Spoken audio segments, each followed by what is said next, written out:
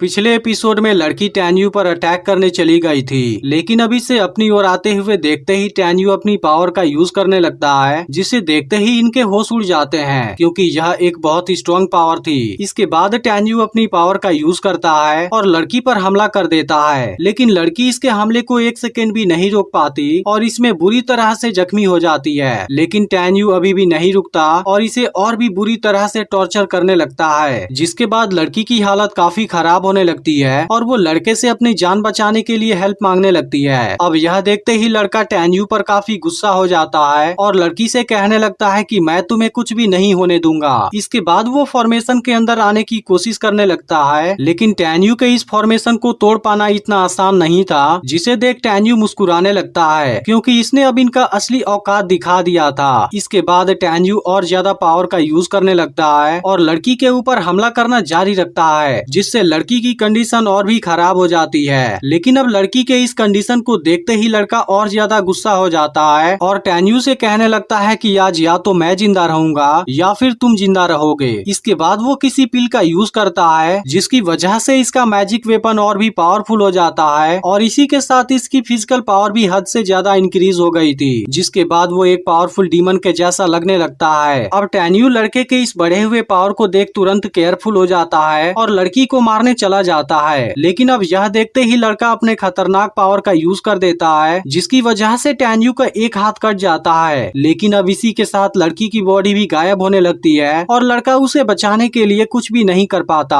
अब हाथ कट जाने की वजह से टैन्यू को काफी दर्द होने लगा था, लेकिन इसके बाद वो अपने कटे हुए हाथ को रोक लेता है और इसको अपने पास में रख लेता है। इसके तुरंत बाद लड़का अपनी पावर का यूज करने लगता है और टैन्यू पर हमला करने के लिए आ जाता है। यह देखते ही टैन्यू इसके हमले को रोकने लगता है, जिसके बाद लड़के का यह अटैक टैन्यू का कुछ भी नहीं कर पाता। यह देख लड़का तुरंत यहाँ से गायब हो जाता है और टैन्यू के पीछे आ जाता है, जहाँ से वो टैन्यू पर फिर से अपनी पावर से हमला कर देता है। लेकिन असल में यह अटैक केवल इसको भटकाने के लिए था और इसके बाद लड़का धोखे से टैन्यू पर हमला कर देता है। लेकिन अब टैन्यू इस हमले से खुद को नहीं बचा पाया था और हम देखते हैं कि लड़के की तलवार से खून टपक रहा था, क्योंकि इसने टैन्यू के दूसरे वाले हाथ को भी काट दिया था, जो यहाँ से नीचे गिरने लगता है। अब दोनों हाथ के नहीं होने की वजह से टैन्यू इसके सामने काफी कमजोर हो गया था और लड़का फिर से इसके ऊपर हमला करने लगता है। लेकिन बाहर से इनको कोई भी नहीं देख पा रहा था और अब सेन को टैन्यू की चिंता होने लगी थी।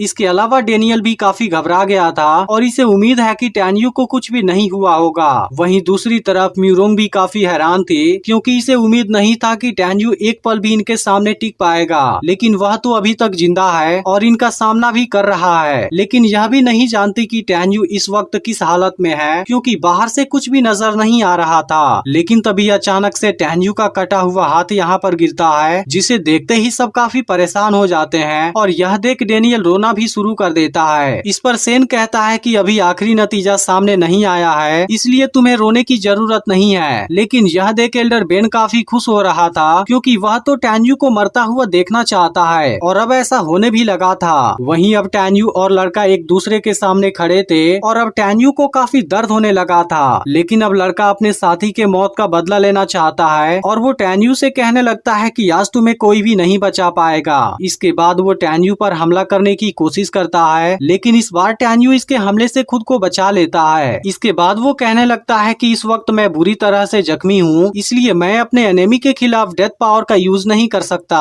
तभी लड़का फिर से इस पर हमला करने की कोशिश करने लगता है, लेकिन अब टैन्यू भी इसके हर अटैक से खुद को बचाने लगता है, क्योंकि वो इसके हाथों नहीं मर सकता था और अब टैन्यू इसे मारने का डिसाइड कर लेता है। लेकिन अब लड़का भी रुकने वाला नहीं था, वो अपनी पावर का यूज करने लगता है और टैन्यू को चारों तरफ से अपनी तलवारों से घेर लेता है। यह देख टैन्यू लड़के से कहता है कि अगर मैं जिंदा बच गया फिर तुम्हें इसकी दोगुनी कीमत चुकानी पड़ेगी। इसके बाद ये तलवार टैन्यू को मारने की कोशिश करने लगते हैं, जिसके बाद टैन्यू भी खुद को बचाने की कोशिश करता है, लेकिन वो ज्यादा देर तक इनसे नहीं बच पाता और ये तलवार इसको बुरी तरह से जख्मी करने लगते हैं, जिसके दौरान टैन्यू को भयानक तरीके से दर्द भी होने लगा था। लेकिन इसके बावजूद भी टैन्यू खुद को बचा लेता है और लड़के से कहता है कि अब तुम्हारा टाइम भी खत्म हो गया। यह सुनकर लड़का परेशान हो जाता है। तभी टैन्यू कहता है कि आखिरकार तुम भी हार गए। इस पर लड़का कहता है अगर ऐसी बात है तो मुझे अब कोई भी नहीं रोक सकता और इसके बाद वो टैन्यू पर हमला करने चला जाता है और कहने लगता है कि मैं तुम्हारा खून अपने मरे हुए साथी को ऑफर करूंगा। लेकिन अब टैन्यू इसका सामना करने के लिए पूरी तरह से तैयार था और इसके बाद वो अपने आई लॉक टेक्निक का यूज कर देता है। अब इसको देखते ही लड़का काफी हैरान हो जाता है और इसे समझ नहीं आता कि टैन्यू आखिर कितना टैलेंटेड है। इसके बाद वो इसके अटैक का सामना करने जाता है, लेकिन वो इसका सामना नहीं कर पाता